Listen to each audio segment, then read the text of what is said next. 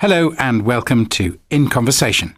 I'm Tim Ecott, and my guests today are here to discuss the thorny issue of Sharia law in Britain. The Law Society in London sparked controversy recently by issuing guidelines to lawyers on how to draw up wills according to Sharia teaching. Now, a new organisation called Sharia Watch UK has been set up to look into what it says are the misogynistic principles inherent in this traditional Islamic system. Anne-Marie Waters is from Sharia Watch UK. I'm also joined by Aina Khan. She's head of the Islamic department at Duncan Lewis Solicitors. Aina Khan, let me start with you. You are a Muslim woman. Please explain to us what the word Sharia actually means. Sharia in Arabic means a path to water. And so in a desert kingdom where Islam was first brought in 1,400 years ago, it was obviously a very scarce resource to have water. The analogy is that it sort of lights your path through the darkness, or it leads to water when you're thirsty. And of course, the word Sharia to most Westerners now means Sharia law. What is the connection with legal affairs in the Muslim world and the path to water? So Sharia was laid down in the Quran, which is the holy book of Muslims, and then it was explained through the sayings and actions of the Prophet Mohammed. And several millennia down the road now, we have a duty as Muslims in every country in which we find ourselves to apply those laws by analogy to our situations now. So the one mistake everyone makes is that it's immutable and it's set in stone and that we can't change it. In fact, it's our duty to apply it to our lives as we live them now as good law-abiding citizens of each country. So it would be a religious teaching rather than a system of law as Westerners would understand it. If there's an Islamic state, then they would apply Sharia as a system of law. It would apply across every part of your life. It would be your family life, inheritance. It could be in cases of Sharia punishments. It would be the economic system. So it's not for Sunday best, it's for every single aspect of your life. Have you any idea what sort of percentage of, say, Muslims in Britain, what sort of numbers or percentage of those would regard Sharia as a relevant part of their lives? In the last census, about 3 years ago, it was 2.7 million Muslims, about 1 million of them in London. So out of those, a great number are young, under 30. And I'm finding in my daily practice of speaking to Muslim clients and organizations that they are increasingly interested in their faith and applying Sharia as a solution alongside, or rather within, English law. Now, Anne-Marie Waters, you are behind Sharia Watch UK. You obviously think there's something that needs to be watched. What's your objection to Sharia law as such? First of all, I completely understand that there's a spiritual dimension to the word Sharia, as Aina has just described it. We're not interested in private religious faith of people. What we are interested in and what we object to is the network of Sharia councils and tribunals and the men who run them. The men who run them are openly Islamists and jihadis. So in short, you're linking Sharia and its practice and people who advocate it with fundamentalism and extremism? Well, they are. I mean, what we're trying to do is point out what these Sharia councils and tribunals in Britain are actually doing, what is happening to people in everyday life in this country, and the beliefs of the men who are behind them. That is our concern, and we want to draw attention to it. We oppose them. Now, it's not my concern whether a person can legitimately point to their religion and say, well, I'm following my faith, therefore I can, for example, beat my wife. My position is, even if you're following your faith, it's wrong and we oppose you. And regarding the law in Britain, or English law, do you have any objection to people like Aina Khan advising people on how Sharia law may work alongside the law of the land? Well, there's a problem, isn't there, in this sort of legitimization of Sharia and this creation of what we believe to be an emerging parallel system. For example, the Muslim Arbitration Tribunal has said that it openly campaigns for exclusive jurisdiction over domestic violence. That is a parallel legal system. We believe, A, that Sharia law in itself is very problematic, it's deeply misogynistic, and we don't think it's got any place in a 21st century democracy, regardless of demand for it. We don't give in to every demand. So the argument that there's a demand for it, well, there's a demand for a lot of things. It doesn't mean we should give in to those demands. So we are very concerned about the principles of Sharia, the misogyny that is enshrined within it, and we don't believe it should be legitimised by being placed into the mainstream alongside English law. Anna Khan, do you recognise the picture she's painting? Yes, I'm going to agree with Anne-Marie that there are real questions of concern about women's experiences of the law in this country. That goes across all communities, but I'm here just to talk about Muslim women, as are you. And I'm not going to be blind to the fact that every day I will have some issue that makes me very unhappy. And it could be misogyny, as you've correctly said. There is a certain mindset that makes you feel that you are in a village back home in Asia or Africa rather than in the UK in the 21st century. So you would accept that I absolutely Sharia accept is it. quite basically misogynist? No, not that. Not Sharia, but the appliance of Sharia, the way they are applying it, as if they are back home in a village in Africa or in a village in Pakistan, Asia, whatever you want to say. What sort of thing? I mean, can you, from I'll give your an experience? example. Sharia by itself gives women rights that they never had under any legal system until very recently in this country. So a woman, if she gets married, is allowed to keep her own name. She doesn't have to take her husband's name. She's allowed to keep her own income, her own assets, her own property. So it's the duty solely of the husband to support his wife and children. She also has a right to pursue learning as far as she wants to. And the example given by the Prophet was as far as China, if you have to. So there's a constant controversy going on about Sharia does this, Sharia does that. And I think it's extremely emotive because if it's an unknown, of course it will scare everybody. It would scare me to think Sharia destroys women's rights. I'm a Muslim woman, practicing Muslim woman, and I believe that women have a right to be protected by Sharia in the way it was given to them. You don't want to see Sharia adopted as Anne-Marie used the phrase, a parallel system. Am I right? I don't see why we should apply anything as a parallel system. Jewish law, Hindu law, any law. So my view is English law should be one law for all in an ideal world. It isn't. It is gravely lacking, and where it is lacking in some areas, we need to fill those gaps to pursue justice. And that's something no woman should be arguing against because it means her fellow women are suffering. Do you, though, see why in many people's minds the commonly used term Sharia, which brings to mind in many people's vision chopping off of hands for stealing and stoning to death for adultery, etc., which we know go on in some parts of the Muslim world, that the very idea that there is a British community, Muslim or otherwise, following the precepts of that kind of law is disturbing? Of course. You can see it in every newspaper headline. It's on daily in the media, on every source, social media, mainstream media. But that's what this is about. It's about being divisive, not being responsible to the community. If there's 2.7 million Muslims and they believe in a faith, then we should see how that is not going to affect us in any way, unless it's in the wrong ways that Anne-Marie has talked about. I'm very much with her in wanting to tackle those issues.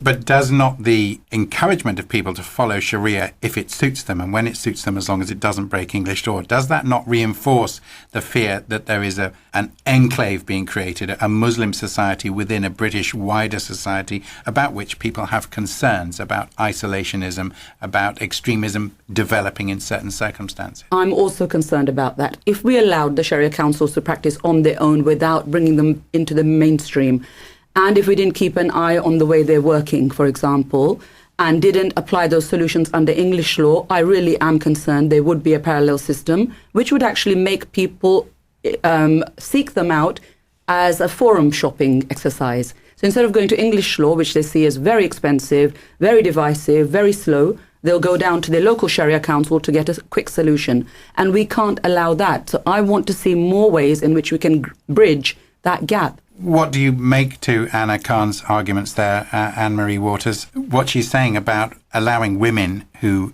are part of the Sharia system seems entirely reasonable. Well, Anna hasn't mentioned a lot of the aspects of Sharia that are rather troublesome, which exist in Islamic states and indeed are practiced in the private councils and tribunals here.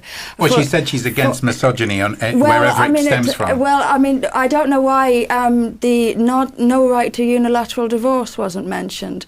For example, child custody rights for women are denied when the child reaches a certain age. Is that Domestic true? violence is not. Anna, just respond to that straight away. I'd Is like that true? to respond to each one. So should we take the unilateral right to divorce? Does not have a right to divorce on the same terms as a man does. Yes, I think that we should is deal with in that. opposition to English legal principles. In England, women didn't have a right to divorce till a few hundred years ago at all. We had to reform the law to get to where we are. In Islam, pre-Islamic society, no woman had a right to divorce at all. Then when Islam came, the man was given the unilateral right to divorce because, as I said, he has the sole duty, financial duty, and the burden of care. So if the marriage wasn't working, he had the right to say this civil contract, which is all it is a contract, is at an end. It's not a sacrament. It's not actually a religious marriage at all. So what else happens after that? As the law develops, in the Prophet's lifetime alone, he gave women divorces by saying you can have the right to divorce delegated to you in your marriage contract. This is what I tell my women clients. In your marriage contract, have it written down that your husband's giving you equal right to divorce. Do not go to Sharia councils. Why make yourself dependent on anyone else? But what about Anne-Marie's can I contention come that back? it's an unequal, that women are entitled It is under unequal, Sharia to have a yes. smaller percentage of the wealth accrued during the marriage? Is that correct or not? Wealth, now we're on to financial settlements after divorce. Because women do not have to contribute at all during the marriage, they're allowed to keep their own funds. They don't have to give their husband any funds. Under English law, a husband could claim all the wife's assets if he were not as wealthy. So it's up to you in your marriage contract to write down the different clauses. If it's your funds you want to keep, that is yours anyway. If you want to have your husband's as well, you should ask for that. So, at the Anne-Marie, that time. sounds like women have a better deal under Islam. Look, the whole point of it is that they're not equal. They do not have equal rights. A woman is often stuck in a marriage even when she's being beaten. We've seen the actions of the Sharia bodies in this country who are denying these divorces to women because the Sharia principles say that a man may beat his wife. Regardless of why a man and a woman are not equal, it is still at odds to English law. And the idea that, this argument that, women only got divorces in English law 100 years, well, it's 2014. As 21st century Muslims, we have a duty to be at least as equal to UK law, if not better. So my issue is, why aren't we as Muslims doing that? Why aren't we lobbying for that? But is it Why correct? are we going backwards? The simple question we have to answer first is, are there people who come to you who believe in their version of Sharia that they think it's acceptable for a man to beat his wife? They don't actually think it's acceptable to beat their wife, because they wouldn't come to me, would they? Let's be quite honest. They would carry on beating their wives. The ones who come to me are the ones who want respite from that. So I go to those Sharia councils which completely understand what I'm saying, which a man has no right to do that. First of all, he has to obey the law of the land. But you're having to explain that because there are people who still believe they may. Yes, so there are some Sharia councils I have problems with. It is part of Sharia law. It is derived from the Quran. It is derived from the passage in the Quran, which I'm sure Anna knows very well, which says good women are obedient.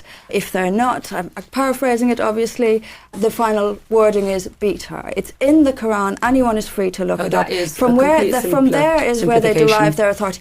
You need to tell that to them. And yet again, mentioning the time of the Prophet is absolutely irrelevant. We are living in 2014. We have laws now which give equal rights, equal divorce rights, equal child custody rights to men and women in marriage. You can try to justify it with whoever earns what money. It doesn't matter. We are asking for equal rights between men and women. You have not understood at all that now I can write a contract for a woman here in front of us and give her equal rights under Sharia. If Sharia wasn't unequal, you wouldn't have to write that contract. The point is that the whole principle of Sharia is that men have seniority over women. That is your main concern, isn't it? It's where the Sharia councils get their authority from. As a Muslim and as an expert in English law, but who helps people who've made contracts under Sharia, you do accept this basic principle that there is an inequality operating under Sharia for many women, don't you? In the way it is applied, yes, I do. And I'm very much angered by it and upset by it. And I think it's our job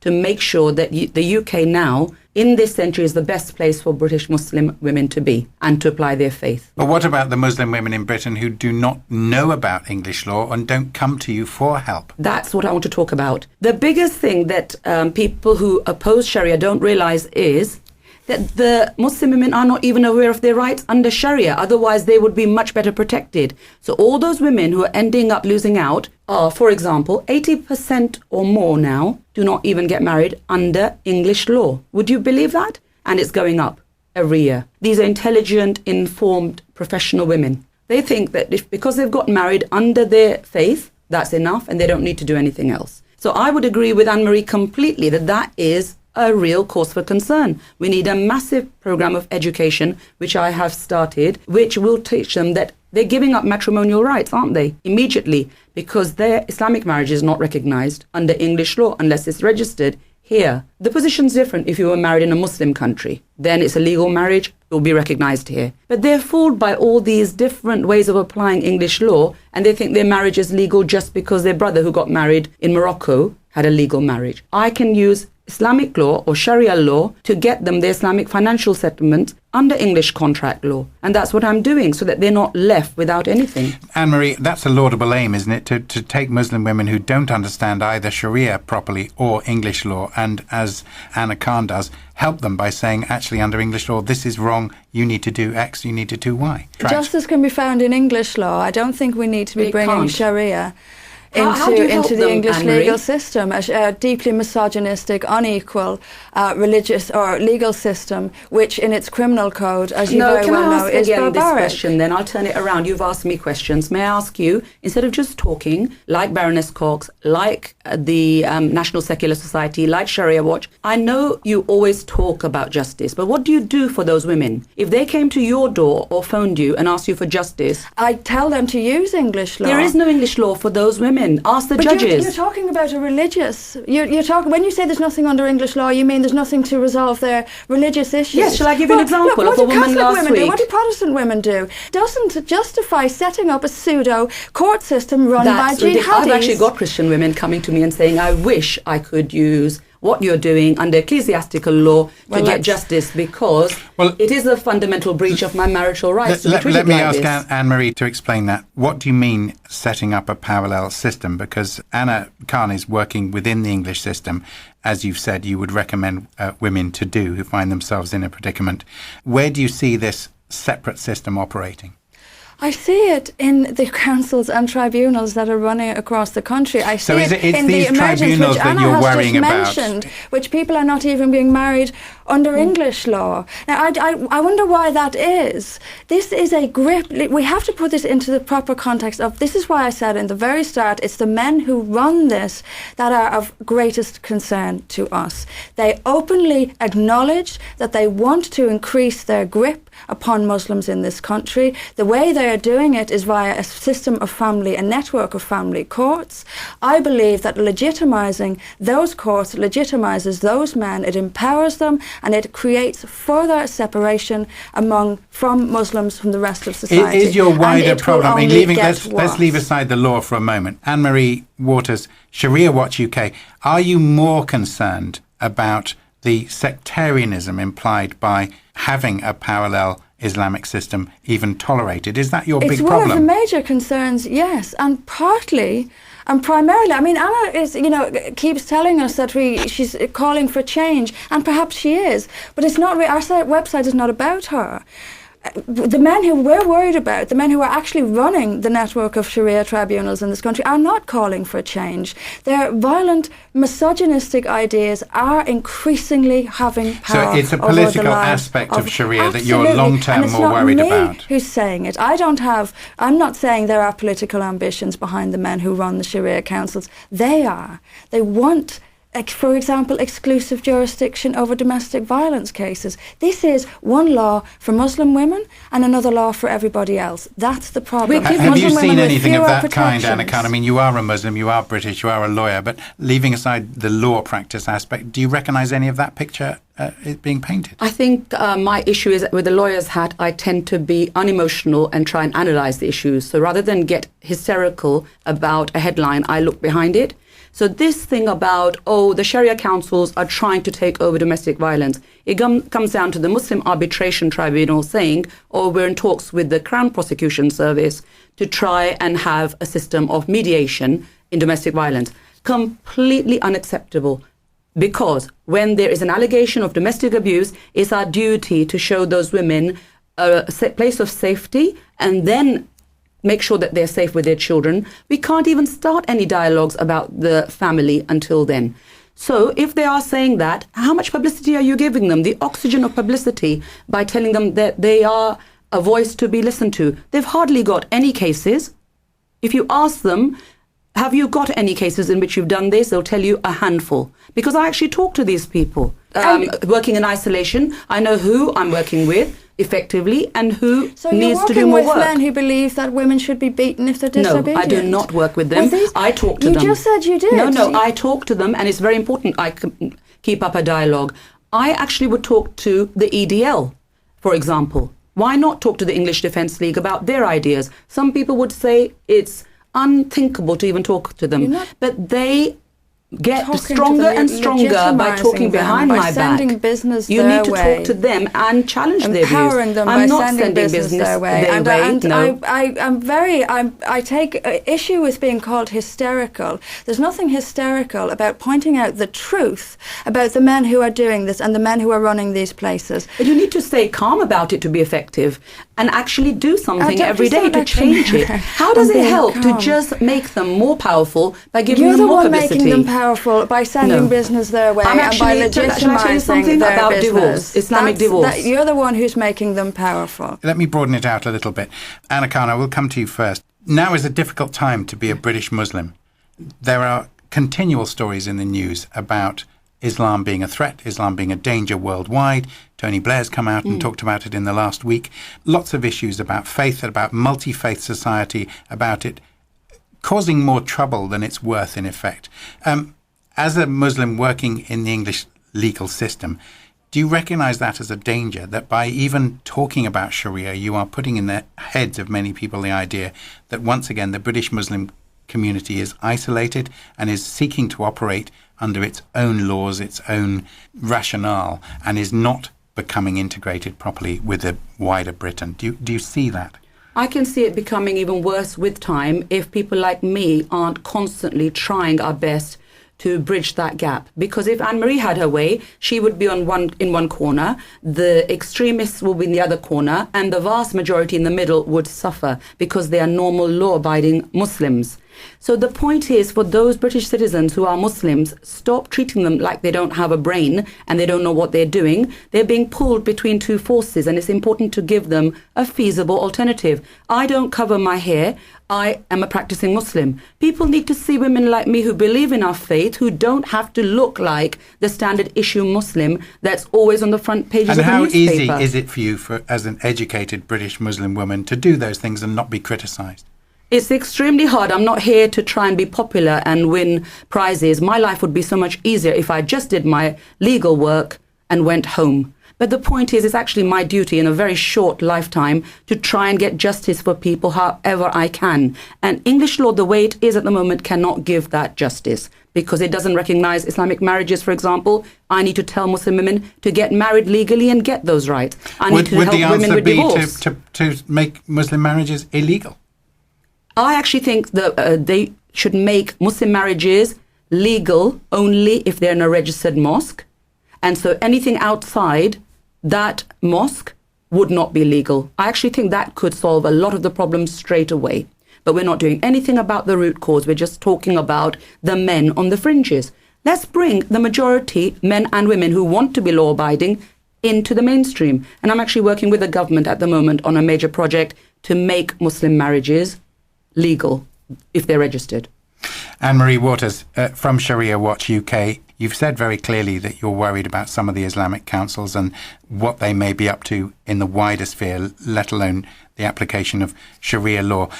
Are you prepared for the accusation that you are somehow victimizing the Muslim community by campaigning on these issues? I'm prepared for it. I'm used to it. It doesn't concern me.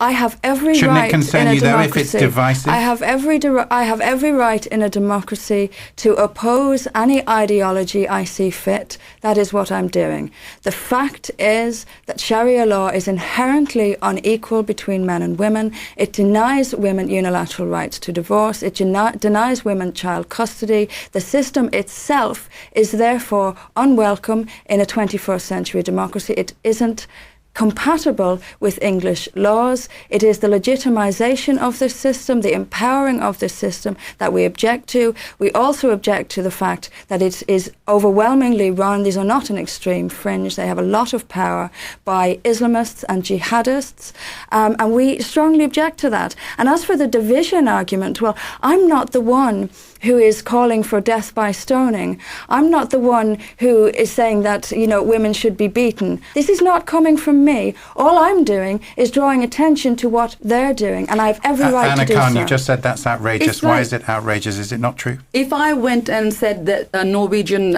serial killer is the voice of Christianity because that's what he is doing, it would be considered ridiculous. You do not pick on less than 0.1% of the population and say that they are representing Islam. This is a disservice to British people. British people are very tolerant.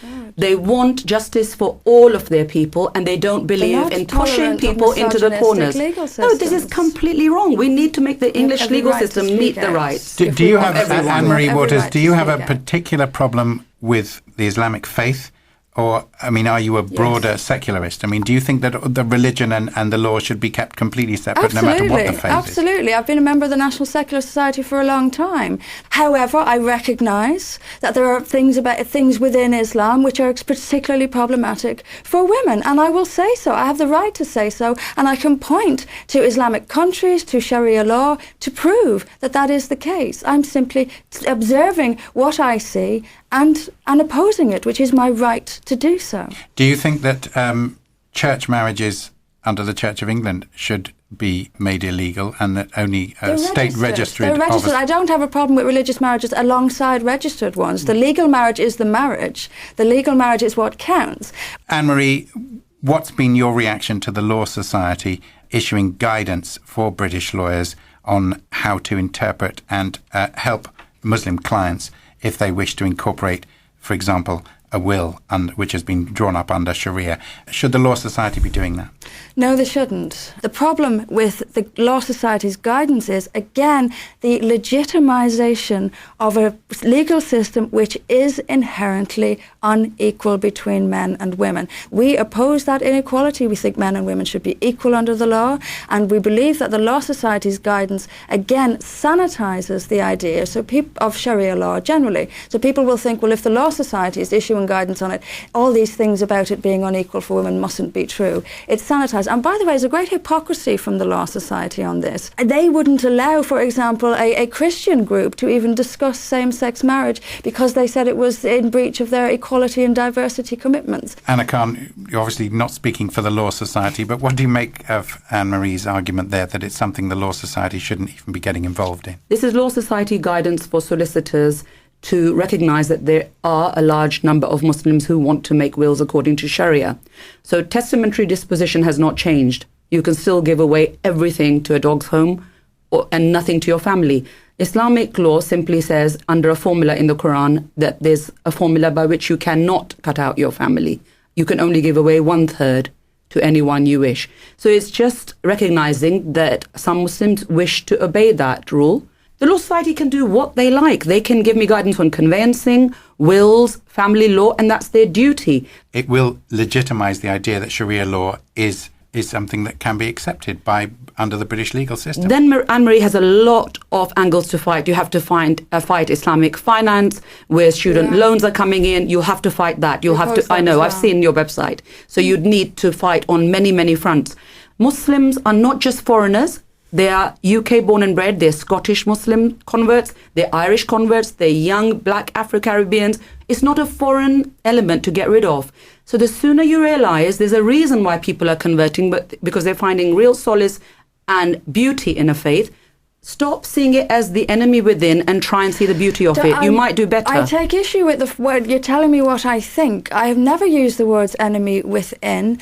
I have the right to oppose a misogynistic legal system in this democracy if I see fit. I'm actually going to be with you. So you say. So let's get together and do that then. We've reached a point of agreement. I hope you'll support me in that. Thank you very much, both. I'm glad there's some common ground there. It's a very topical issue. I want to thank you both, Anne-Marie Waters from Sharia Watch UK and Anna Khan from Duncan Lewis Solicitors. Thank you very much for joining me here on The Voice of Russia in London.